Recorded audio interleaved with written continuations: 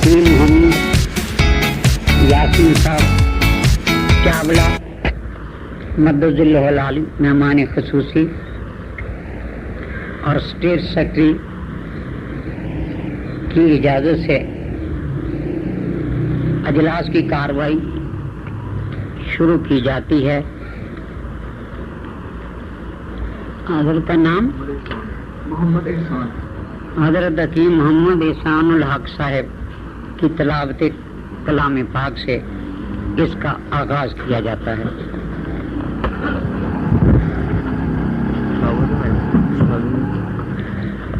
اعوذ باللہ من الشیطان الرجیم، بسم اللہ الرحمن الرحیم۔ أَلَمْ تَرَ كَيْفَ فَعَلَ رَبُّكَ بِأَصْحَابِ الْفِيلِ أَلَمْ يَجْعَلْ كَيْدَهُمْ فِي تَضْلِيلٍ وَأَرْسَلَ عَلَيْهِمْ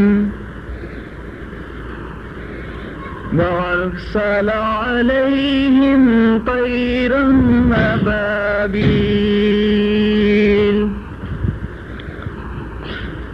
تَرْمِيهِمْ بِحِجَارَةٍ مِّن سِجِّيلٍ فَجَعَلَهُمْ كَعَصْفٍ مَّأْكُولٍ۔ آمنت باللہ صدق اللہ العظیم۔ تلاوت کلام پاک کے بعد آج کی اس محفل میں چند ایک چھوٹے چھوٹے موضوعات ہیں جن کے بارے میں راضی دوران علامہ وقت نموس فن شفاء الملت شفاء بہر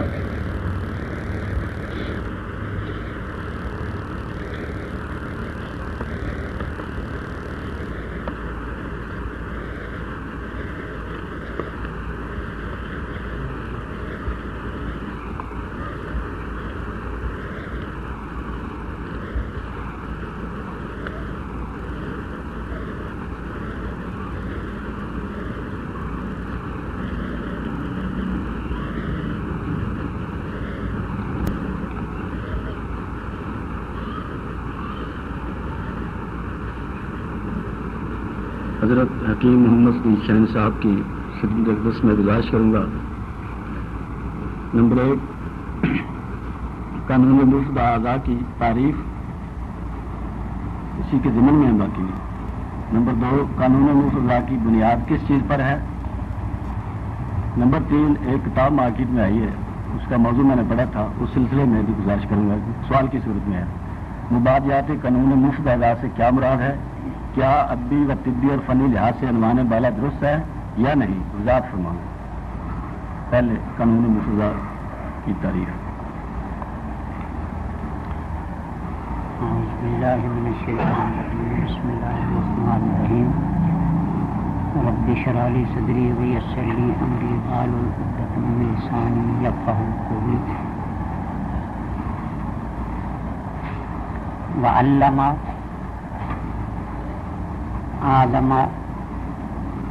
آدم الاسماء كل شيء۔ وقال اللہ تعالی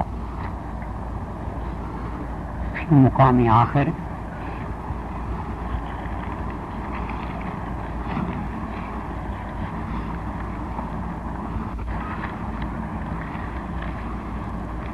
قل سیروا فی الارض فانظروا کیف بدأ الخلق۔ وقال فی مقام آخر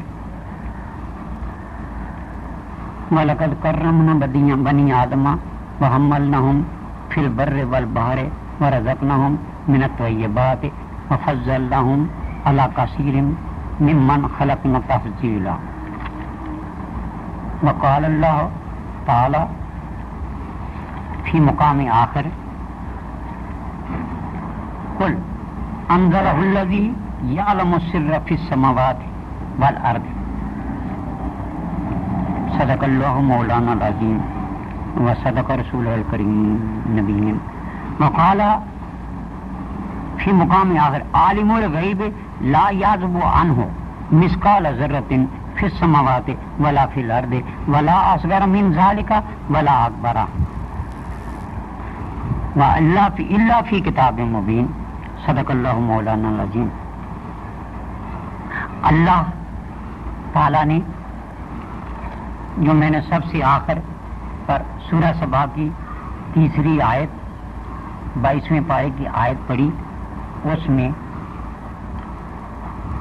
اشیاء عالم کا 3 انداز سے ذکر فرمایا ہے. فرمایا کہ وہ ہر پوشیدہ چیز سے واقف ہے، اس کے علم سے ایک ذرہ برابر شے جو ہے وہ بھی پوشیدہ نہیں، اور اس سے چھوٹی ہو یا اس سے بڑی چیز وہ بھی اس سے اوجل نہیں، بلکہ ان تمام قسم کے اجزاء کا حساب علم الہی کی کھلی کتاب میں موجود ہے، یعنی لوح محفوظ میں اس کا ریکارڈ رکھ لیا گیا ہے. اور پھر ایک اور جگہ پہ یعنی سورہ فرقان آیت نمبر 6 کے مطابق قرآن حکیم کائنات کے جملہ کامل مکمل راز ہے سربستہ کا امین ہے. اب یہ جو مثقال ذرہ ہے، ہم ناقص العقلوں کی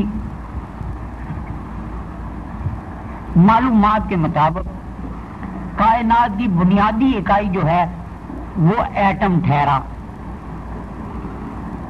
اور اللہ فرماتے ہیں کہ اس سے چھوٹی چیز اور اس سے بڑی چیز، گویا کہ جس شے کو ہم اکائی سمجھتے تھے ایٹم کو، پتہ چلا اس سے چھوٹی بھی کوئی چیز ہے. اور آج انسانی کاوشوں نے اس بات کو ثابت کر دیا کہ ان کو ہم alpha beta gamma electron proton neutron میں بانٹ چکے ہیں، حتیٰ کہ ایک ایٹم کو 36 حصوں میں تقسیم کر چکے ہیں. ایک ایٹم کو 36، جس کو کل کی سائنس، کل کے دماغ کہہ رہے تھے کہ یہ بنیادی اکائی ہے، آج وہ مجموعہ ازداد ثابت ہو گئی. اور اس سے بڑی چیزیں گویا قرآن نے جدید سائنس کی بنیاد جو ہے اپنے اسلوب بیان سے آج سے 1400 سال پہلے ہی بیان فرما دی ہے. ہر وہ شے جس کو ہم آج محرز سمجھتے تھے وہ مرکب ثابت ہو گئی ہے. لیکن چونکہ انسان جو ہے اس کو کلی طور پر کائنات کا علم دیا ہی نہیں گیا، اور اگر آپ لوگ معاف فرمائیں تو میں یہ کہوں گا 1,24,000 پیغمبران اعظام جو آئے، ان میں سے اللہ تعالیٰ نے ان سب کے ذریعے جو علوم دیے جو انسانی احاطہ سے باہر ہیں، وہ بھی وسطی بیچوں بیچ کے علم ہیں، مکمل علم ہے ہی نہیں. ما سوائے اس کے کہ اللہ پاک اپنے کسی برگزیدہ نبی اور پیغمبر کو اپنے علم کا کچھ حصہ دے دے اپنی عنایت سے. انسانی بس میں نہیں ہے کہ اس کے علوم میں سے ایک شمع کا بھی وہ احاطہ کر سکے. یہ بیچوں بیچ کا علم ہے. کیوں کہ اللہ پاک اس سے کہیں زیادہ علم دینے پر قادر ہے، اور اس سے کم دینے پر بھی اور چھیننے پر بھی وہ قادر ہیں.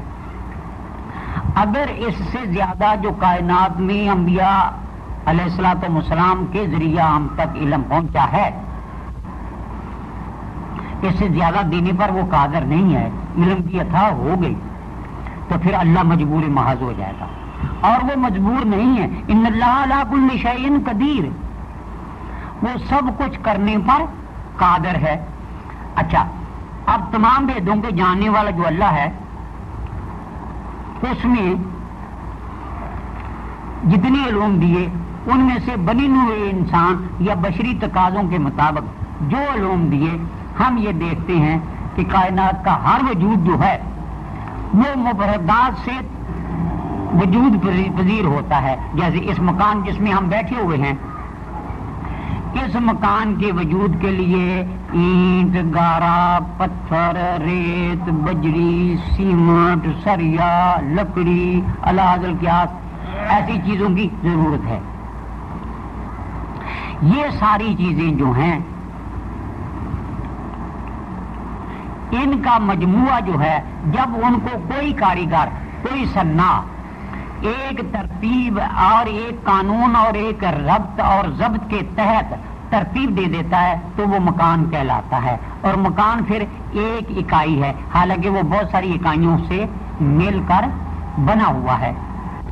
اسی طرح جب اس کائنات کا تجزیہ کیا جاتا ہے تو آج تو ساری دنیا اس بات کو مانتی ہے کہ یہ مادہ جو ہے یہ محصور اور آزاد لہروں یا شعاؤں کے سوا اس کا وجود ہے ہی نہیں، بلکہ یہ غبار کوکبی ہے، کوئی کہتا ہے خیاط النجوم ہے، کوئی کہتا ہے کہ یہ نور کی دنیا ہے. اس نور کو اگر کسی مادہ کو پھاڑتے ہیں تو وہ الفا بیٹا گاما میں، شعاؤں میں اور روشنیوں میں منقسم ہو جاتا ہے. اور وہی روشنیاں جب محصور ہوتی ہیں کسی وجود میں تو وہ مادہ کہلاتی ہیں. گویا اس روشنی کے تسلسل کا مرتسم ہونا کسی جگہ پہ اس کو ہم مادہ یا وجود کہتے ہیں، ورنہ اس کی حقیقت ہے ہی نہیں. اس کائنات رنگ و بو میں ایک بات ہے، آج ایک ایسی بات کہنے لگا ہوں جس کو سننے کے لیے بڑے دل گردے کی ضرورت ہے. وہ یہ ہے کہ یہ کائنات اور اس کی اشیاء سب کی سب اللہ کی ذات سے ہیں ہی نہیں، اللہ کی مشیت سے ہیں، اللہ کی ذات سے نہیں ہیں. اور باہر جو ہوتا ہے وہ کسی شے میں مؤثر ہی نہیں ہوتا ہے، مؤثر ہو ہی نہیں سکتا ہے. ادھر دودھ پڑا ہوا ہے، آپ ریزرور دودھ دیکھتے ہیں، وہ جب اپنی اصل حالت میں ہے تو اس میں کسی قسم کی کوئی تبدیلی واقعہ نہیں ہوتی ہے. اور جو اس میں تبدیلی واقعہ ہوئی وہ دودھ کا دودھ ہی ہے، پانی کا پانی ہے. جب اس میں باہر سے فضا سے کوئی جرثومہ، کوئی بیکٹیریا، کوئی فضا، کوئی گیس، کوئی شے بھی اثر انداز ہوتی ہے تو وہ کثرت میں بدل جاتا ہے، مجموعہ ازداد ہو جاتا ہے. اسی طرح اگر اللہ کی ذات جو تھی وہ اشیاء میں مؤثر ہوتی تو یہ ساری کائنات جو تھی غیر فانی ہو جاتی، لا فانی ہو جاتی، ازلی اور ابدی ہو جاتی، ان کو فنا نہ ہوتا، ہر شے خدا ہوتی. اور اللہ جو ہے لا مثل لہ ولا مثال لہ، اس کو ہم کسی حادثے سے، کسی دراکہ سے، کسی مخیلہ سے سمجھ نہیں سکتے. اس کا وجود ہماری سمجھ میں آنا محال ہے. محال کس کو کہتے ہیں اور ممکن کس کو کہتے ہیں؟ جو قوت متخیلہ میں، قوت واہمہ میں آ جاتی ہے چیز، وہ ہے کہ وہ محدود ہو گئی، اس کو ممکن کہتے ہیں. اور جو مخیلہ میں نہ آئے اس کو محال کہتے ہیں. اور اللہ جو ہے نا وہ محدود نہیں ہے، اس کا احساس، اس کا تخیل میں آنا محال ہے. وہ لہذا یگانہ ہے، وہ یکتا ہے، وہ وحید ہے، وہ فرید ہے، وہ بے مثل ہے، وہ بے نظیر ہے. اس کی صفات سبع میں سے پہلے حیات، علم، قدرت، چوتھے ارادہ، سمع، بصر، تکوین، یہ اس کی ذاتی صفتیں ہیں. اور اس کی مشیت جو ہے نا اس سے اشیاء عالم میں ان کا پرتو ہے، ظل ہے. جیسے یہ مکان شیش محل ہو، نیچے دیکھو تو ہمیں تصویر اپنی نظر آئے گی، اوپر دیکھو، دائیں دیکھو، بائیں دیکھو، آگے دیکھو، پیچھے دیکھو، وہ جو شیشے میں تصویر نظر آ رہی ہے وہ اصل نہیں ہے، اصل کا ظل ہے. تو یہ ساری کائنات جو ہے وہ اصل کا ظل ہے، اصل نہیں ہے. وہ ایسے ہی ہے جیسے مشیت ہم دیکھتے ہیں. میں صبح سیر کو جاتا ہوں آج کل اور ریس کورس جاتا ہوں، سنا تھا وہاں بہت گھوڑے دوڑتے ہیں. کتنے دن ہو گیا میں صبح کو جاتا ہوں تو وہاں گھوڑے تو میں نے کئی دفعہ دیکھے ہیں، دوڑتے ہوئے نہیں دیکھے. ایک دن میں نے کہا کہ چلو میں گھر بیٹھا ہی دیکھ لوں. تو نیند میں کیا ہوا، نیند میں دیکھنے لگا کہ گھوڑوں کی قطاریں کھڑی ہوئی ہیں، 10 20 30 50 گھوڑے جو ہے نا وہ ایک لائن میں لگے ہوئے ہیں، ایک لائن میں لگے ہوئے ہیں. اور ان کے جو سائز ہیں انہوں نے ان کو دوڑا دیا، وہ آگے بڑھ گئے، وہ آگے بڑھ گئے، وہ بڑھ گئے، وہ بڑھ گئے، وہ تیزی سے وہ جناب علی میدان جیت لیا، میدان مار لیا، یہ ہو گیا اور وہ ہو گیا.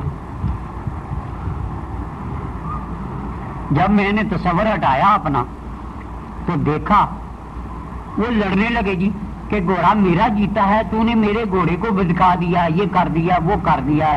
لڑائی ہوگی، گولی چل گئی. آخر کچھ لوگوں نے انصاف سے ان کو صلح کروا دی، بیٹھ گئے.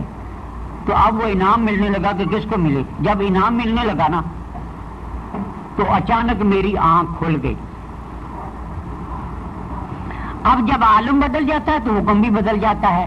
ایسے ہی جیسے اس دنیا میں اگر ہم کسی ماں بہن بیٹی کو جس پر ہمارا حق نہیں ہے بد نظری سے دیکھ لیں تو مستوجب سزا ہے.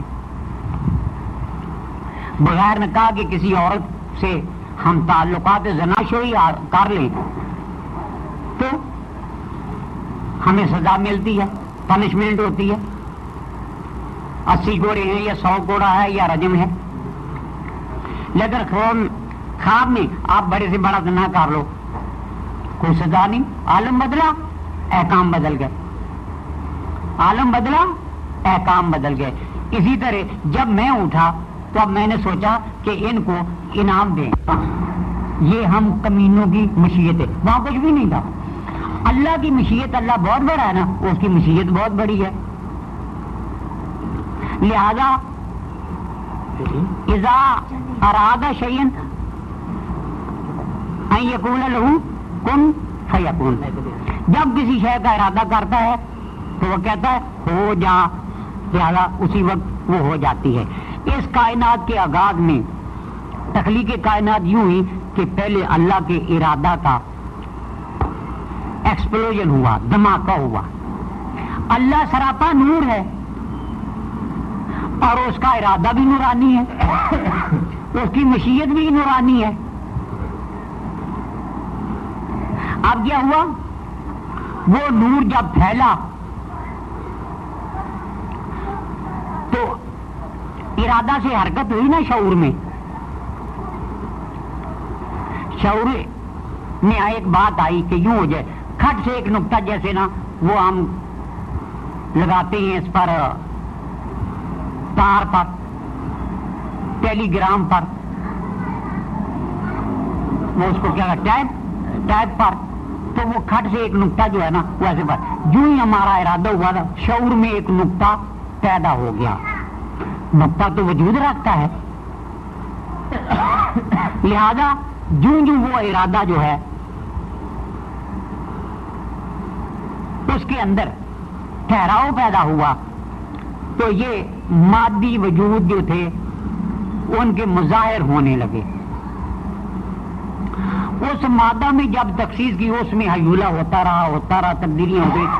سورہ معارج میں ایک آیت ہے تُعْرَجُ الْمَلَائِکَةُ وَالرُّوحُ فِي يَوْمٍ كَانَ مِقْدَارُهُ 50,000 سَنَةً.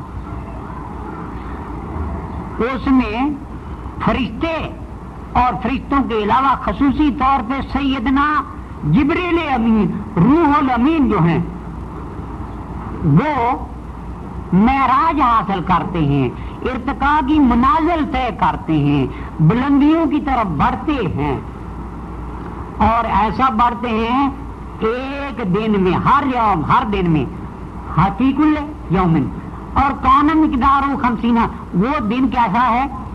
اس دن کی مقدار 50,000 سال کے برابر ہے۔ اب مادہ میں کسر و انکسار، فعل و انفعال، اثر و متاثر ہوتا رہا۔ ہم ایسے کہتے ہیں کہ ایسے مٹھی بڑی کھا کی اور اللہ پاک نے چھو کیا سیدنا آدم، اس راز کو جان، یہ راز نہیں جو فلسفیوں سے حل نہ ہوا اور مختبروں سے کھل نہ سکا، اس راز کو کملیہ والے نے بتلا دیا چند اشاروں میں۔ یہ حضور نہ آتے تو کائنات کی جو تخلیق کا باعث ہے، جو منشا ہے، شاید ہم پر کھلتا ہی نہ، ہم اس سے بے بہرا اور ناواقف رہتے۔ اب جب مادہ اپنی ارتقائی منازل طے کر کے اس نے صورت جسمیہ اختیار کی تو وہ 4 صورتوں میں ہمارے سامنے آتا ہے۔ ایک تو اس کی صورت رتبہ ہے، پرسیال، اور ایک اس کی یبوست ہے، اور ایک اس کی حرارت ہے۔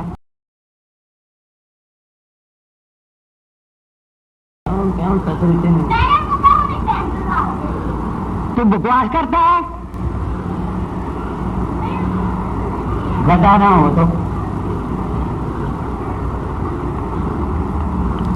اب کیا ہوا؟ یہ 4 صورتوں میں مادہ ہمارے سامنے آیا، جس میں یہ وسعت زیادہ ہے اور برد ہے، اس کو ہم خاک کہتے ہیں، مٹی کہتے ہیں۔ یہ وسعت کے ساتھ حرارت ملی ہوئی ہے، اس کو ہم آگ کہتے ہیں، اور رطوبت ہے، اس کے ساتھ برد ملی ہوئی ہے، اس کو ہم پانی کہتے ہیں، اور حرارت اور رطوبت ملی ہوئی ہے، سب سے لطیف مادہ کی صورت جو ہے اس کو ہم ہوا کہتے ہیں۔ یہ 4 صورتوں میں مادہ ہمارے سامنے آتا ہے۔ چونکہ مادہ جو ہے وہ محض مجرد ایک کیفیت میں ہم اس کو محسوس تو کر سکتے ہیں، ایک کیفیت کو، لیکن اس کو مادی وجود میں دیکھ نہیں سکتے۔ جب کیفیات کا اجتماع ہوتا ہے تو وہ ہماری حاشا میں بھی آ جاتا ہے۔ پہلے ہماری خالی دراکہ میں آتا تھا، اب حاشا میں آ گیا، تو حاشا میں آیا تو آگ، ہوا، پانی اور مٹی مارجے وجود میں آ گئے۔ اب جتنی بھی کائنات ہے، جب ان میں کسر و انکسار، فعل و انفعال، اثر و متاثر ہوتا ہے نا، تو اس سے کائنات کی اشیاء جو ہیں وہ پیدا ہوتی ہیں۔ سب سے پہلی ان کی صورت جو ہے وہ جمادات کی ہے، اور جمادات کی انتہائی ترقی یافتہ صورت جو ہے وہ مرجان ہے، مونگا ہے۔ اس پر پہلے بھی کئی بار عرض کیا جا چکا کہ مونگے کا ایک چھوٹا سا ٹکڑا اگر آج سمندر میں ہے تو کچھ سالوں کے بعد وہاں پہاڑ اگاتے ہیں، گویا کہ اس میں بہت بڑی نمو ہے جو ظاہری آنکھوں سے دیکھی جا چکی ہے۔ اب جمادات کی ترقی یافتہ صورت کیا ہوئی؟ مونگا یا مرجان۔ اور نباتات کی جو ابتدائی صورت ہے وہ گھاس پھوس ہے، کائی ہے، اور انتہائی ترقی یافتہ صورت جو ہے وہ نخل خرما ہے، کھجور کا درخت ہے۔ اس میں اتنا شعور پایا جاتا ہے کہ وہ الفت اور نفرت کرتا ہے، اور پھر اس سے آگے بنمان سے لے کر اس کائنات کا گلے سرسبز جو ہے وہ انسان ہے. اس کائنات کا گلے سرسبز کیا ہے؟ انسان. اب انسانی وجود بھی جو ہے انہی مادی اشیاء سے بنا ہوا ہے جس سے دوسری کائنات بنی ہوئی ہے. لیکن اس میں ایک چیز ہے، وہ چیز یہ ہے کہ اس میں شعور، ادراک، وجدان، الہام، القاء کا فرق ہے. جو ایک حیوان یا بن مانس سے لے کر نبی تک ہے وہ اللہ کی قدرت سے ہے، قدرت الہیہ سے. اس سے پھر ان کے مقامات، ان کے فضائل، ان کے مناقب متعین ہوتے ہیں. اور سب سے افضل ترین جو چیز ہے وہ ختم نبوت ہے. ایک بات یاد رکھیں کہ اپنی کوشش سے، اپنی جدوجہد سے، اپنی تگ و دو سے انسان ہر شے حاصل کر سکتا ہے ما سوائے نبوت کے. نبوت انسان کے اختیار میں نہیں، وہ وہبت ہے، وہ عطا ہے، وہ جود ہے، وہ سخا ہے اور اللہ پاک کی خاص مہربانی ہے. ومن یؤت الحکمت فقد اوتی خیرا کثیرا.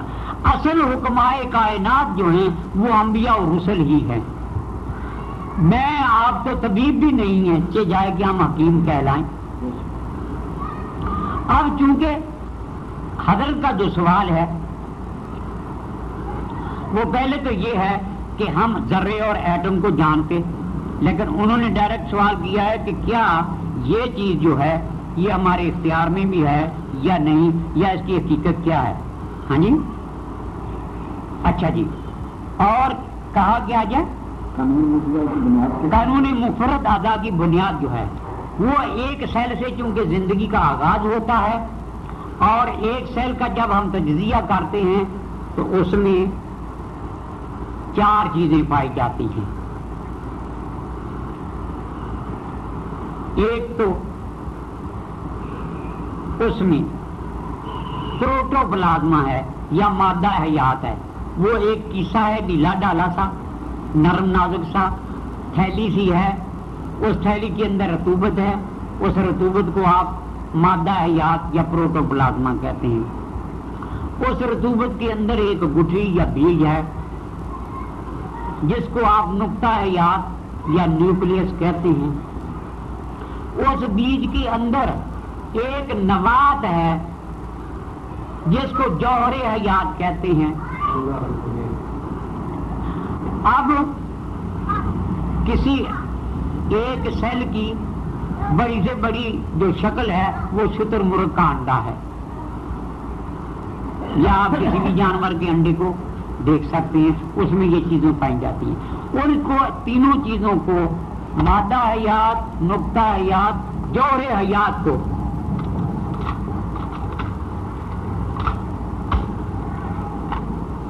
جو چیز ملاتی ہے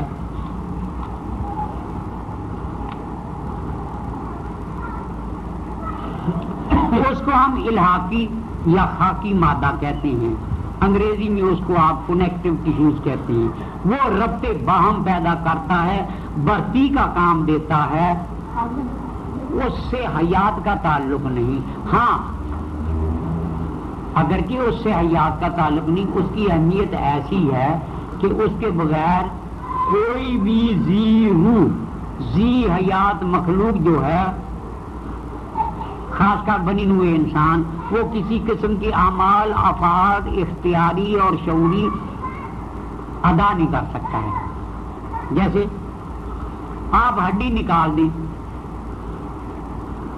ہڈی رباط اور بنیادی جو ہمارا سکیلٹن ہے وہ اسی کنیکٹو ٹیشو یا الحاقی مادہ کا بنا ہوا ہے. حیات تو باقی ہے لیکن اعمال افعال جو شعوری ہیں وہ ہم نہیں انجام دے سکتے. وہ اس کا لوتھڑا بڑا ہے. جیسے کہ زمین ہے، زمین میں حیات نہیں ہے لیکن حیات کو قبول کرتی ہے، اور کائنات کی تمام نعائم جو ہے نا وہ زمین سے ہی اٹھتی ہے. جتنی کائنات کی نعائم ہیں وہ زمین ہی سے پیدا ہوتی ہیں. اس لیے اگرچہ زمین زندگی اس میں نئی زندگی کو قبول کرتی ہے. اسی طرح کنیکٹو ٹیشوز جو ہیں وہ باہم ربط کرتے ہیں، اعمال اور افعال کا سبب ہیں. ہماری زندگی کا بنیاد جو ہے وہ اسی پر ہے. چونکہ جمادات کی ارتقائی صورت جو ہے وہ نباتات ہیں، اور نباتات سے انسان کو غذا حاصل ہوتی ہے.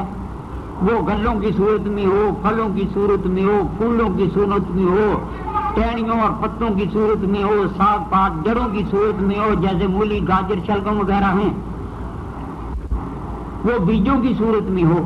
وہ غذا انسانی زندگی کا ابتدا کو نطفے سے ہوئی. نطفہ جو ہے مرد عورت کے ملاپ سے جب وہ رحم مادر میں بیضہ انثی سے مرد کا کرم منی ملتا ہے تو اس امتزاج سے وہ شہتوت کی صورت بن جاتا ہے، جوں کی صورت بن جاتا ہے. جوں پھر ایک لوتھڑے کی صورت اختیار کر لیتی ہے. وہ رحم سے چسپاں ہو کر ماں کا خون چوستا ہے. وہی جو آپ نے غذا کھائی ہیں ان سے وہ حاصل کرتا ہے غذا. اس کی غذائیت کا سب سے بڑا جو ذریعہ ہے وہ ماں کا خون ہے. اس لیے اس دنیا میں آنے کے بعد چونکہ پھر کسی بھی صورت ماں کا خون رحم مادر سے چسپاں ہو نہیں سکتا، ماں کا خون یا خون اس کی غذا میں مل نہیں سکتا. دوسری چیزیں ہیں جو اس خون سے عرفہ والا نہیں بلکہ ادنا ہے، ان سے خون بنتا ہے. وہ ابتدائی چیزیں ہیں. اس لیے ہم میں انحطاط آنا ایک لازمی چیز ہے. ان غذاؤں سے اخلاط بنتے ہیں. خون کے 4 ہی قسم کے گروپ ہیں، اگرچہ ہر گروپ جو ہے وہ مخلوط ہے. میں نے ابھی عرض کیا کہ اللہ واحد مؤثر نہیں. اگر اللہ اپنی ذات میں مؤثر ہوتا نا تو وہ کثیر ہوتا. جب اس کی مشیت اور اس کی ذات ہوئی نا تو 2 چیزیں ہوئی نا تو ایک دوسری بات فعل و انفعال شروع ہو گیا. میں بھی رانی تو بھی رانی، کون بھرے گا پانی. اگر اللہ اپنی ذات سے سب کچھ تقسیم کرتا، جدا کرتا، تو پھر ہم اس کی ذات کا ایک حصہ ہوتے، خدا ہوتے. واحد مؤثر نہیں ہے. حضرت صابر نے جو قانونی مفرد اعضاء پیش کیا ہے اس کو بڑی دقت نظر سے سمجھنے کی ضرورت ہے. اور اس شخص نے جو کہا صحیح کہا، پھر سمجھو. اور اگر کوئی سمجھے کہ مفرد چیزیں مل کے تو ایسے بن گئی جیسے ہمارے دوست سمجھتے ہیں، تو ہم آج ہی اس کی تقلید کرتے ہیں. آئے کوئی مائی کا لال اگر ہے نا تو آئے سامنے آئے، ہم اس کو سمجھاتے ہیں. جس طرح وہ مفرد سمجھتے ہیں اس طرح نہیں ہے. اور جس طرح ہمارے استاد گرامی نے کہا انہوں نے صحیح کہا ہے. ان کے مفرد کہنے کو ابھی تک ہمارے دوست نہیں سمجھ سکے ہیں. پھر بات سمجھو، اگر دودھ میں دودھ ملاتے جاؤ تو ری ایکشن تو ہونا ہی نہیں. اس میں یا کوئی گیس داخل ہوگی، یا کوئی بیکٹیریا داخل ہوگا، یا کوئی جرثومہ داخل ہوگا، یا کوئی آباد داخل ہوگی، یا حرارت داخل ہوگی. اس میں فرمنٹیشن ہوگی، اس میں جراثیم پیدا ہو جائیں گے، اس میں نئی زندگی آ جائے گی. اس میں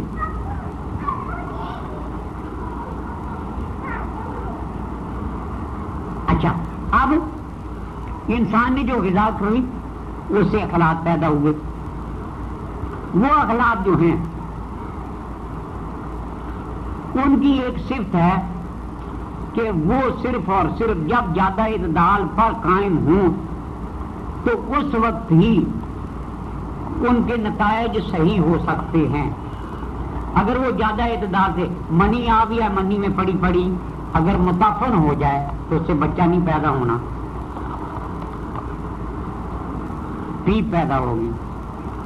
اگر خون کسی خلا یا کیوٹی میں پڑا پڑا متفق ہو جائے تو وہ پیپ میں بدل جاتا ہے. ہمارا روزانہ کا مشاہدہ ہے.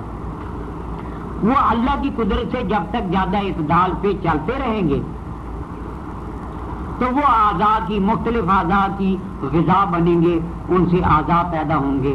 لہذا یہ کائنات جو ہے وہ مسلمات پر ہے. بعض مسلمات جو ہے نا ان کو حقائق سے الگ کر دیا جاتا ہے. جیسے ایک مسلمہ ہے کہ ماں باپ کا ہم نے نہ ادب کرنا ہے،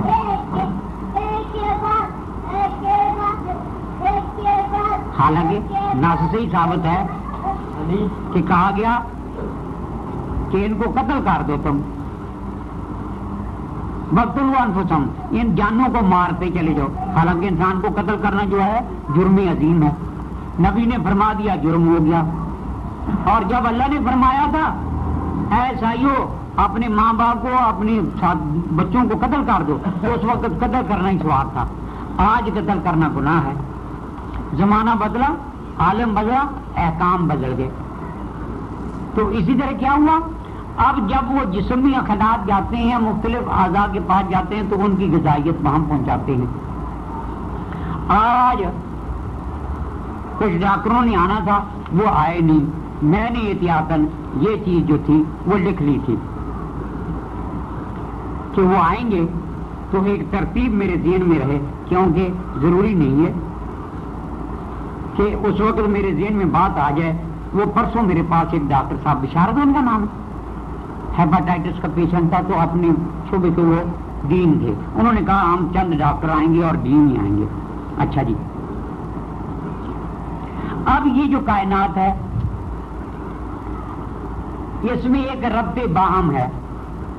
हाँ जी, मैंने अर्ज किया है कि बुनियादी तौर पर ये साबित किया है इस आयत में कि ये कायनात एक मकसद रखती है और एक खास नज़्म और ज़ब्त के तहत वजूद में आई है। हत्ता कि कायनात का हर जर्रा एटम और हर सालमा तक एक मुतय्यन कानून और एक मुकर्रर ज़ाब्ता के तहत हैरत अंगेज नज़्म ज़ब्त के तहत बिला इंतशार और बिला बदनज़मी एक नाज़्म आला यानी अल्लाह की निगरानी में रवां है।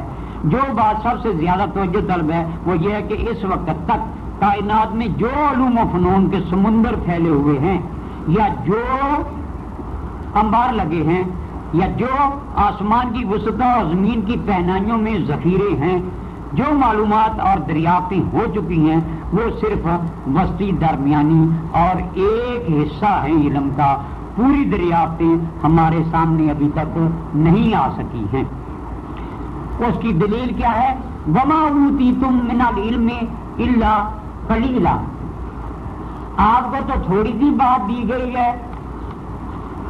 और ये क्या, वअल्लमा आदम अल अस्मा कुल्लहा, आदम को हर शय की अस्मा क्या है, ये कायनात जो है इल्म मुफरदात, इल्म लदविया, इल्म एशिया, उसकी रंगीनी और भूगलमी तमाम इजादें जो हैं साइंसी, वो इसकी रहीने मिन्नत है।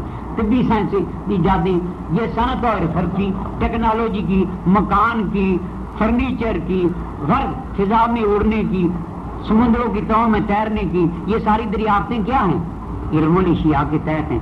गोया कि अल्लाह का एक लफ्ज कुरान का जो है ना, ये 7 समुद्रों की स्याही आ जाए तो इस एक लफ्ज की वसत क़यामत तक जो है ना उसका अहता नहीं कर सकेगी। हाँ जी, अच्छा, वमा ऊतीतुम मिनल इल्मी इल्ला कलीला, खा वो उलूम नजरी हो या अमली, वो तबीयाती हो या फेलियाती। फिर कुरान का इजाज बलागत मलाजा फरमावे और इंसान का इज्ज बलागत। हाँ, इज्ज बलागत को इस लिहाज से कि 3 अल्फाज मिसकाल जर्रा और वला असगरा और नंबर 3 मिन जालिका वला अकबरा, और फिर इनका किताब मुबीन में मौजूद होना। अब ये 3 किस्म के जर्रात है, रत्ती बराबर और इससे छोटे और निस्बतन बड़े। गोया कायनात में जिस जुज़ यानी एटम को हम कल तक इकाई समझते थे, वो खुद और इसके अंदर पाए जाने वाली 36 या इससे भी ज्यादा अज्जा, इलेक्ट्रॉन, प्रोटॉन, न्यूट्रॉन, पॉजिट्रॉन, हाँ जी वगैरह, और तीसरे इन हम कुताबीनों की मुकर्रर करदा इकाइयों या मुफरदात के मुरक्कबात हैं जो शाब शास्त्र बड़े हैं। मिसकारा जर्रा से मुराद हर वो शय है जिसमें वजन पाया जाता हो, जिसमें मिकदार और वजन पाए जाने, और एटम जो मादा की इकाई है, इसलिए इसमें ये दोनों खुसूसियात मौजूद हैं, यानी वजन भी है और उसका क्या नाम है, मिकदार भी है, हुजम भी है। अच्छा, इनमें ये दोनों खुसूसियात हैं। साइंस की हैरत अफजा खुसूसियत यह है कि वो किसी छोटी से छोटी शय के करोड़वें अरबवें हिस्सा को भी सेहत और दुरुस्ती के साथ ना तोल सकती है। लिहाजा एटम का वजन जो मालूम किया गया है वो इस तरह है कि हाइड्रोजन के एक एटम का वजन इसके 1 ग्राम मिकदार मादा का 10 ज़रबे 24वां حصہ ہوتا ہے، یعنی کہ ایک عدد کے آگے آپ 24 صفر لگائیں تو جو عدد بنتا ہے وہ ایٹموں کی تعداد کو ظاہر کرتا ہے۔ گویا دوسرے الفاظ میں 1 گرام مادہ میں تقریباً ہزاروں 10,000 ارب اور خرب، 10,000 ارب ہوں یعنی کہ 10,000 لاکھ کا 10,000 لاکھ کا کیا بنا 10 کروڑ۔ اسی طرح 10,000 ارب کے خرب بنائے نا، اتنی ایٹم ہوتے ہیں اس میں 1 گرام مادہ میں ہائیڈروجن کے۔ اچھا جی، اسی طرح ایک ہائیڈروجن ایٹم کی موٹائی یا اس کا قطر جو ہے وہ تو وزن ہو گیا نا، 1 سینٹی میٹر کے 10 کروڑویں حصہ کے برابر ہوتا ہے۔ اور رہ گیا بلا اصغرا، چھوٹی چیز رہا ایٹم سے چھوٹا تو ایٹم کے تمام اندرونی ذرات جو الیکٹران، پروٹان، نیوٹران، ہاں جی ڈیوٹران، میسان، فوٹان وغیرہ، اور مستقبل میں مزید ایٹم سے چھوٹے جتنے بھی نئے نئے ذرات منکشف ہوں گے وہ سب اصغر کی تفسیر ہوں گے، جن میں کائناتی شعاعیں اور الفا بیٹا گاما وغیرہ مختلف ایٹموں سے خارج ہونے والی شعاعیں بھی شامل ہوں گی۔ اور رہ گیا والا اکبرہ، رہا ایٹم سے بڑا یا اکبر، خواہ وہ ذرات ہوں یا مرکبات، سالمات ہوں یا شہاب ثاقب، سب اس میں آ جاتے ہیں کہ قیامت تک دریافت ہونے والے تمام چھوٹے بڑے ذرات جو خود ان میں گروپوں سے باہر نہیں ہیں، ان 3 گروپوں سے باہر نہیں جائیں گے، اور محدود انسانی وسعت نظر و عمل جو ہے، ہاں جی یعنی شہادت کی دنیا، مشاہدہ کی دنیا، ادراک کی دنیا، تجربے کی دنیا، اور ادراک کا احاطہ کر لیا گیا۔ ایٹمی فزک کا مطالعہ انسان پر عجائبات و اسرار کی راہیں کھول کر انسان کو نظر سے عمل پر ابھارتا ہے، یعنی وہ کیا چاہتا ہے کہ تم سائنسی علوم حاصل کرو، اور اس عمل کے نتیجہ میں انسان نے بیر و بر اور فضا کو تسخیر کیا، کیونکہ یہ کائنات اللہ کی صنعت ہے جس نے ہر شے کو مضبوط اور مستحکم بنایا ہے۔ یہ شے جو ہے اللہ کی صنعت ہے، اس نے اس کو مضبوط اور مستحکم بنایا ہے۔ یہ سورہ نمل کی 88ویں آیت کا مفہوم ہے۔ اور ہر شے میں اللہ کے نزدیک ہر چیز ایک خاص مقدار کے ساتھ ہوتی ہے۔ مقدار کی اہمیت رہی مقدار تو دنیا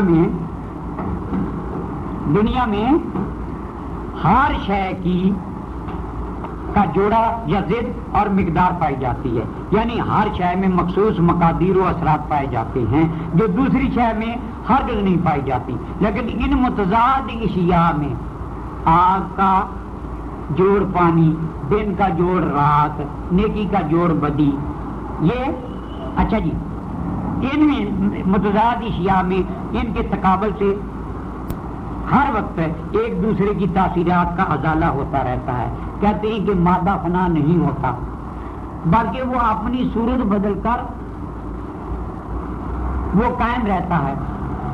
اسی کو وہ کہتے ہیں کہ آگ جب ٹھنڈی ہوئی تو ہوا بنی، ہوا میں برودت آئی تو پانی بنا، پانی میں برودت آئی تو مٹی بنی۔ اس کو ہم پہلے بھی بیان کر چکے ہیں کہ جب پانی جو ہے آپ مقدر کو بھی کسی شیشے میں بند کرو تو اس کے نیچے جو گاد ہے نا وہ خالص مٹی ہے۔ پانی کو جب آپ ابالتے ہیں تو بخارات بند کے دیگچی کے ڈھکنے کے ساتھ جو لگتا ہے نا وہ خالص پانی ہے۔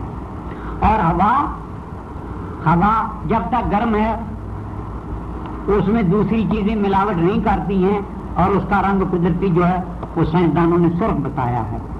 اور آگ وہ تو ہے ہی حرارت کا سمندر، آکاش ہے، اور سراپا کے جو اس میں لطافت آتی چلی جاتی ہے وہ نور سے ملتی چلی جاتی ہے۔ اچھا جی، ان تاثیرات کا ازالہ ہونے کے ساتھ ساتھ ان کے خواص ایک دوسرے پر غالب آتے رہتے ہیں۔ وہ اس طرح کہ ہمیشہ 2 مادی چیزوں کے بعد ملنے سے ان کے طبی خواص میں ہاں جی پھیل و انفعال، کسر و انکسار، جنگ و جدال شروع ہو جاتا ہے۔ یہ بات یہاں میں نے ان شیخ زائد کے ڈاکٹروں کے بارے میں کہا تھا کہ ان کے لیے خصوصی توجہ طلب ہے۔ اس جنگ میں یہ اجزاء و عناصر ایک دوسرے پر غلبہ پانے کی کوشش کرتے ہیں، لہذا اس کشمکش میں جن اجزاء کا غلبہ ہاں جی یا جزو یا غدد کا غلبہ ہو جاتا ہے، جو عنصر غالب آ جاتا ہے اس کے طبی خواص زیادہ ہوتے ہیں، مؤثر ہوتے ہیں، قوی ہوتے ہیں. مثلا دودھ اور پانی بام ملے تو دودھ کا رنگ غالب آ گیا، اور دودھ میں ذرا سی چینی ملائی تو سارا دودھ میٹھا ہو گیا. یہی حال بدن میں خون کے گروپوں کا ہے. ہاں جی، لو آج اللہ کی مخلوق میں اس سب سے حقیر عاجز بندہ حکیم محمد صدیق شاہین آپ کی پریشانی کا حل عرض کرتا ہے کہ 1 منٹ میں نارمل حالت میں آپ کا دل 5 لیٹر خون پمپ کرتا ہے. وہ ایک لپ ڈپ میں 1 تا 1.5 چھٹا خون دھکیلتا ہے، جو 5 کلو کے قریب 1 منٹ میں بنتا ہے. اور شدید حرکات و ورزش اور ریاضت کی حالت میں 28 لیٹر تک ایک دل خون کو پمپ کر سکتا ہے، جبکہ 1 گھنٹہ میں نارمل حالت میں 300 لیٹر اور 24 گھنٹہ میں 7200 لیٹر. اب اس کو ادھر رہنے دیں. دوسری بات سنیں، وہ یہ کہ ایک انسان میں 7200 لیٹر 24 گھنٹے میں خون پیدا ہوتا نہیں ہوتا. وہی خون ہے جو بار بار گردش کر رہا ہے. وہ دوسری بات یہ ہے کہ یا معاشر العلماء والحکم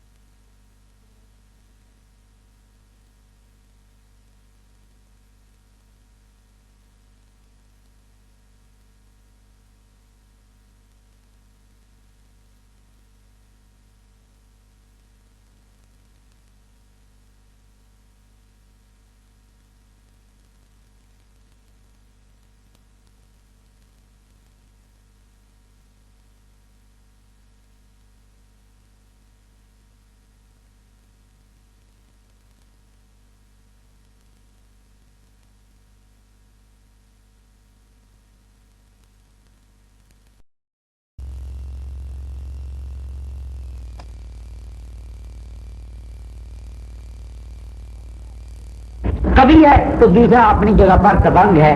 کیا عجب بہار ہے زندگی میں، رونق و وقار ہے. ہاں جی، چہرہ پر حسن و نکھار ہے.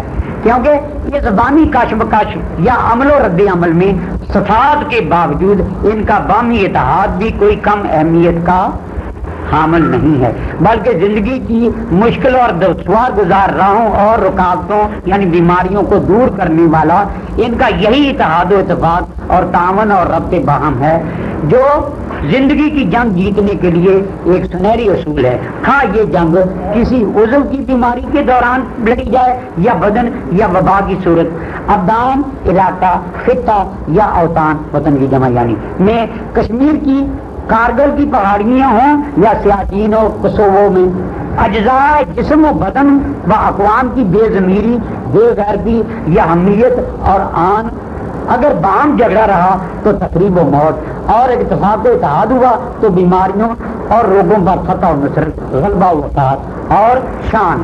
خواہ وہ بیماری اقتصادیات کی شوگر کی ہو یا اخلاقیات کے سرطان کی، وہ ویسے تو بربریت کے بلڈ پریشر کی ہو یا بزدلی، مظلومیت، مرعوبیت و مغلوبیت کے ڈپریشن کی. دیکھو اگر ہمارے جسم کے اندر سرطان پیدا ہو گیا ہے، سفرا بہت بڑھ گیا ہے، ہیپاٹائٹس ہو گیا ہے، تو اگلا جو خلق ہے وہ بلغم کہلاتی ہے. جب تک بلغم پیدا نہیں ہم سفرا کی، دیکھو اسی سفرا کو ہم نے بلغم بنانا ہے، بلغم کے تابع کرنا ہے.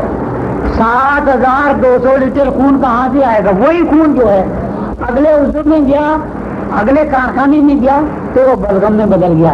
وہی بلغم حرکت کرتی ہوئی مریضوں کے ذریعے دل میں پہنچی ہے تو وہ سودا کی شکل میں پہنچی ہے. دیکھو اختلاف کتنا ہے اور اتحاد کتنا ہے، یہ بات ہمارے سمجھنے کی ہے. ایک طرف سراسر اختلاف ہے، دوسری طرف سراسر اتحاد ہے، ربط باہم ہے.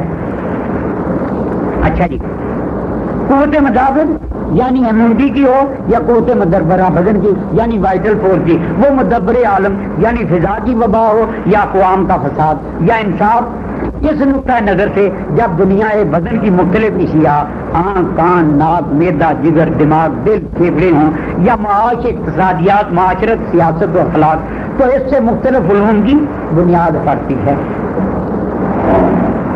جب اشیاء پر آپ بلغم کی کیسے بنی ہے، کیوں بنی ہے، کن اشیاء سے اس کو مدد ملتی ہے، کن اشیاء سے اس کو نا ذوق پیدا ہوتا ہے، تناؤ ہو جاتی ہے، وہ میدان ہم ہار جاتے ہیں، تو ایک نیا باب علم کا کھل جاتا ہے، علوم کی مختلف شاخیں اور برانچیں بن جاتی ہیں۔ اچھا جی، جیسے زمین آسمان سورج چاند ستارے پر غور و فکر سے فلکیات کا علم، ہوا پانی یا دل مٹی آگ شجر حجر حشرات گائے بیل بکری اون گھوڑے گدے ہاتھی ہاں جی کتے بلی شیر لومڑی کی خصوصیات و عادات ہاں جی، اس سے حیوانیات کا علم جو ہے فزیالوجی کا علم، آپ پھر معدنیات میں پتھر ہے، پہاڑ کی سختی ہے، بلند طے ہیں میں چھپے ہوئے خزانے ہیں، لوہا ہے، تانبا ہے، پیتل سونا چاندی ہے، پھر دریا اور اس کی مخلوق ہے، سمندر ہے، مچھلی ہے، پرندے ہیں، غلے ہیں، چاول گندم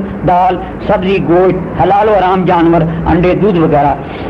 اس میں جب ہم دیکھتے ہیں تو زراعت کا علم، فلکیات کا علم، معاشیات کا علم، وہ کیا اس کو کہتے ہیں زمین کا جیالوجی کا علم، مختلف شاخیں کھولتی ہیں۔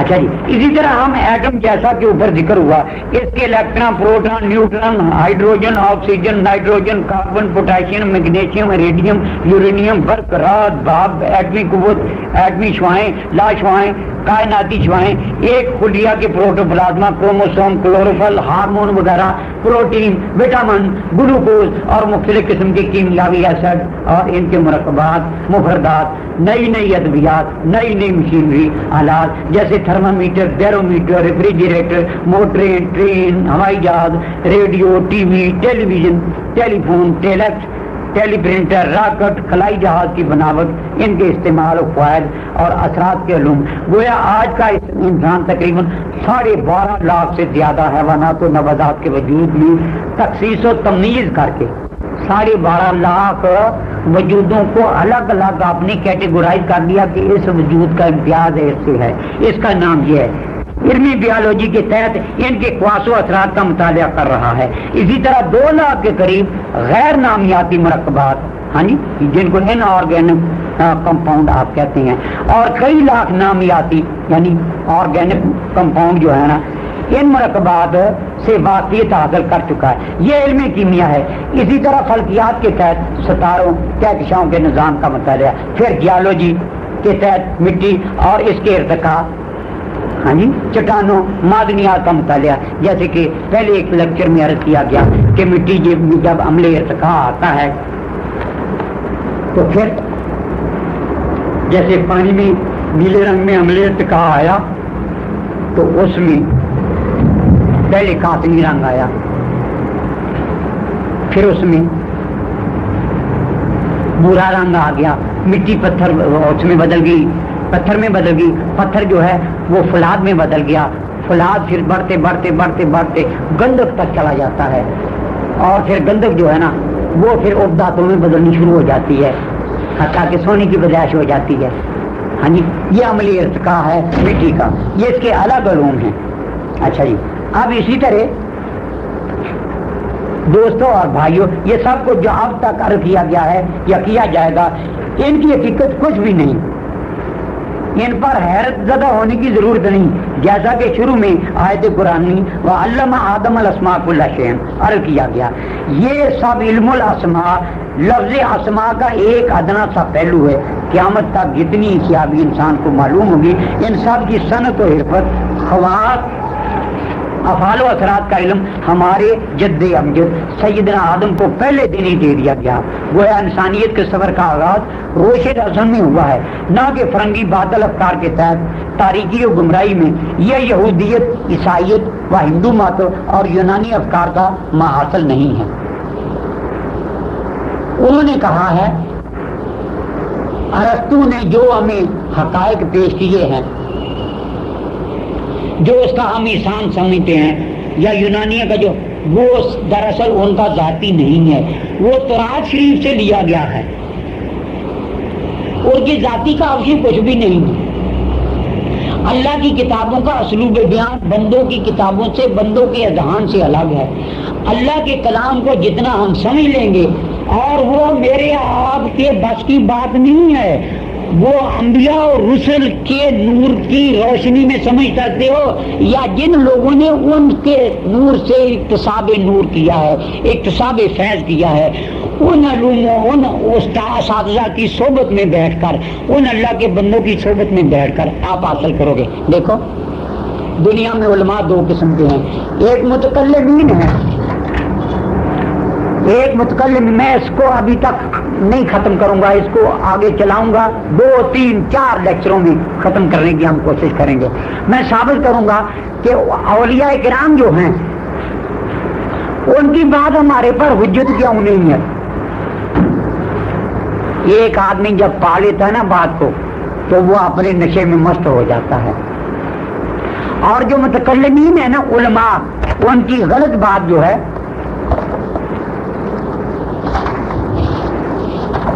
ان کی غلط بات پر بھی، خطائے اجتہادی پر بھی 1 گنا ثواب ہے۔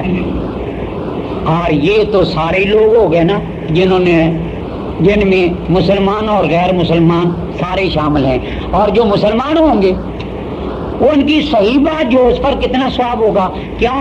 انسان مکلف جو ہے نا وہ ہے احساسات کے تحت، عقل کے تحت مکلف نہیں، ولایت کے تحت مکلف نہیں ہے۔ ہر آدمی ولی نہیں ہو سکتا، یاد رکھو، وہاں ہم سب جواب دے ہیں۔ ہم یہ بہانہ نہیں کر سکتے ہیں کہ اے باری تعالیٰ تم نے ہمیں عقل نہیں دی تھی۔ کیوں؟ احساسات تو دیے ہیں نا، محسوسات تو دیے ہیں نا۔ وہاں نبی اور عامی سب برابر جواب دے ہیں۔ کہیں اپنے بولے پان کو جیسے بعض لوگوں نے بنا لیا ہے، اس کو حجت بنا کے آپ بچنے کی کوشش کریں گے نا، اس سے تو زیادہ عذاب ملنا ہے۔ ہم سارے جو ہے نا احساسات کے تحت پکڑے جائیں گے۔ اچھا جی، اب دیکھیے، سیدنا آدم علیہ السلام کو علم الاسماء دے کر، علمی اشیاء دے کر روز روشن میں زندگی کا آغاز کیا۔ اسی طرح گویا جدید سے جدید علوم کے تحت جو بھی علم یا معلومات اکٹھی ہوگی وہ علمی اسمائی کا حصہ ہوگی، اور ان اشیاء کی دریافت اور حقیقت کو جاننے اور ان کو عمل میں لا کر ان سے فائدہ حاصل کرنے کی صلاحیت خلاق عالم نے ازل سے ہی حضرت آدم علیہ السلام کے وسیلہ سے تمام انسانوں میں رکھ دی ہے۔ انہی اسماء کے علم کی بدولت دنیا میں بے شمار سائنسی علوم شاخ در شاخ پھیل گئے ہیں، اور اب طبیعیات ہو کے کیمیا، حیاتیات ہو کے ارضیات یا فلکیات، یہ سب علوم مستقل شعبے بن چکے ہیں، اور ہر ایک علم کی لغاتیں ہزاروں الفاظ پر مشتمل، ہزاروں اصطلاحات پر مشتمل ہیں، جو کثرت مباحث کی بدولت مزید شاخ در شاخ پھیل رہے ہیں، اور ہر علم کی شاخ ایک الگ سمندر دکھائی دیتی ہے۔ جیسے علم حیاتیات میں علم عضویات یہ یا مارفالوجی ہے، یا علم نسیجیات ہے جس کو ہسٹالوجی کہتے ہیں ہم، علم تشریح ہے جس کو ہم اناٹومی کہتے ہیں، اس میں فعلیات ہے جس کو فزیالوجی کہتے ہیں، طبی علم ماحولیاتی علم ہے، ہاں جی، ایکالوجی جس کو کہتے ہیں، علم الوراثت ہے، جینیٹکس جس کو کہتے ہیں، کلیات کا علم ہے جس کو سائٹالوجی کہتے ہیں، حیاتیاتی کیمیا کا علم ہے جس کو بایو کیمسٹری کہتے ہیں، خودبینی حیاتیات کا علم ہے، ہاں جی۔ اب دیکھیے اسی طرح نا مائکرو بایولوجی جس کو آپ کہتے ہیں، سالماتی حیاتیات ہیں، ہاں جی، جس کو مالیکولس بایولوجی کہتے ہیں آپ، یہ سب علم لفظ اسماء کی تفصیل کا ایک ادنا سا کرشمہ ہے، لیکن افسوس ہم نکمی ابن آدم ہونے کی اہلیت ثابت نہ کر سکے، اور ابھی تک صرف ایک لفظ سورہ بقرہ کی اس 31ویں آیت مبارک کے لفظ کی تفصیل نہیں جان سکے ہیں، اور سورہ لقمان کی 27ویں آیت میں فرمایا کہ وَلَوْ أَنَّ مَا فِي الْأَرْضِ مِنْ شَجَرَةٍ أَقْلَامٌ وَالْبَحْرُ يَمُدُّهُ مِنْ بَعْدِهِ سبعۃ ابحر ما نفذت کلمات اللہ، اگر زمین کے تمام درختوں کے قلم بنا دیے جائیں اور 7 سمندروں کو روشنائی میں تبدیل کر دیں، تب بھی عجائب تخلیق کا حال مکمل طور پر قلم بند نہیں ہو سکتا۔ وہ ایک لفظ کی پوری تشریح۔ اب قانونی مفردات پر ہم نے آنا، آخر پہ جلدی نہیں ہم نے اس پر آنا، اس پر جلدی آ گئے نا تو بس ہاں جی مکمل تشریح تو جی پوری نوع انسان اپنے تمام علوم و فنون کے باوجود تا قیامت کرنے سے قاصر ہے۔ علامہ آدم الاسماء، اس کی تشریح۔ اب غذا کا حصول، ہضم، جڑی بوٹیوں سے طبی خواص و فوائد یا علم الادویہ اور مفردات یا کیمسٹری، ہاں جی یعنی اجزاء و عناصر کے خواص اور تاثیرات، اشیاء کی طبی قوتوں یا حرکات و سکنات کا مکمل اور منظم مطالعہ یعنی طبیعیات، جس کو فزیک کہتے ہیں، یعنی علم و فن کی یہ مختلف شاخیں اور کائنات کے یہ حیرت انگیز علوم و فنون، اشیاء اور ان کے خواص جن کا احاطہ انسان قیامت تک کرنے سے عاجز اور قاصر ہے، باوجود اس وسعت و کثرت کے در حقیقت کچھ بھی نہیں ہے۔ دوستو یہ تمام علوم کیا ہیں؟ کچھ بھی نہیں ہیں۔ اللہ تعالیٰ کے خزانے میں جو علوم اور اشیاء، فوائد اور خواص ہیں، ان میں سے ان کی اہمیت شاید رتی بھر یا بنیادی عقائد کی بھی نہ ہو۔ پھر انسان کا انہی معلومات پر اترانا اور ڈھینگ مارنا کیا معنی رکھتا ہے؟ دلیل یہ ہے کہ قرآنی مطالعہ سے معلوم ہوتا ہے کہ عالم مادی کی ہر شے ایک خاص مقدار اور نقے تلے انداز میں ظہور پذیر ہوئی ہے، خواہ وہ جمادات ہو یا نباتات، حیوانات، جن اور ملائکہ ہوں کہ انسان، جیسا کہ راز کی آیت نمبر 8 میں ہے، وَكُلَّ شَيْءٍ عِندَهُ بِمِقْدَارٍ، وَكُلَّ شَيْءٍ عِندَهُ بِمِقْدَارٍ، اور اس کے ہاں ہر شے ایک متعین مقدار کے ساتھ ہے۔ جو چیز محدود ہو گئی وہ لامحدود نہ رہی، اور اللہ کی ذات، اللہ کے علوم، اللہ کی صفات لامحدود ہیں، اور جو ہمیں دی گئی یہ چیزیں اس کی تو مقدار متعین ہے۔ قرآن کہہ رہا ہے ہمارے علم کی کیا اہمیت رہ گئی؟ یہ ساری شورا شوری جو ہے یہ تو بے نمکی ہے، ہاں جی اچھا جی۔ اور فرقان کی سورہ فرقان کی آیت نمبر 2 میں فرمایا خلق کل شیء فقدرہ تقدیرا، اور اس نے ہر شے کو پیدا کیا اور باضابطہ بنایا، یعنی ٹھیک ہاں جی رکھا، ایک دائرہ میں رکھی ہے، الگ نہیں کی ہے۔ اور سورہ حجر کی آیت نمبر 19 میں فرمایا وَأَنبَتْنَا فِيهَا مِن كُلِّ شَيْءٍ مَوْزُونٍ، اور ہم نے زمین کی ہر شے نپی تلی، پنی تلی بنائی ہے، ایسی نہیں ہے کہ بے ڈانگ بنا دی ہو، الٹا بنا دی۔ اس روزی یا اشیاء کی اصل حقیقت یا کلمات ربانی کی قدر و منزلت علم المفردات، علم الادویہ اور حیاتیاتی علوم کی روشنی سے کسی حد تک معلوم ہو سکتی ہے کہ ایک جسم میں داخل ہونے والی مختلف غذائی اشیاء میں مواد لامیہ کتنا ہے، مواد نشائیہ کتنا ہے، مواد شامیہ کتنا ہے، میرا خیال انہی کو آپ عضلاتی غدی اعصابی، مادری نمکیات، حیاتین وغیرہ کا تناسب کیا ہے، اور ان کے فوائد و اثرات کیا ہیں، کن جسمانی اعضاء کے لیے مفید، کن کے لیے مضر، کن خلیات کو پیدا کرتے، کن کو مٹاتے، یہ ہمارا قانونی مفردہ ہے۔ اردو جانتے ہیں ہمارے بھائی، وہ اس کو سمجھیں گے کہ ہم نے اعصابی غذائیں کھائی ہیں تو کون سے خلیات پیدا ہو سکتے ہیں، کون سی خلط خون کی بڑھ سکتی ہے، عضلاتی غذائیں کھائی ہیں تو کیا، ان کے فوائد و اثرات کیا ہیں، کن جسمانی اعضاء کے لیے مفید، کن کے لیے مضر، کن خیالات کو پیدا کرتے، کن کو مٹاتے ہیں۔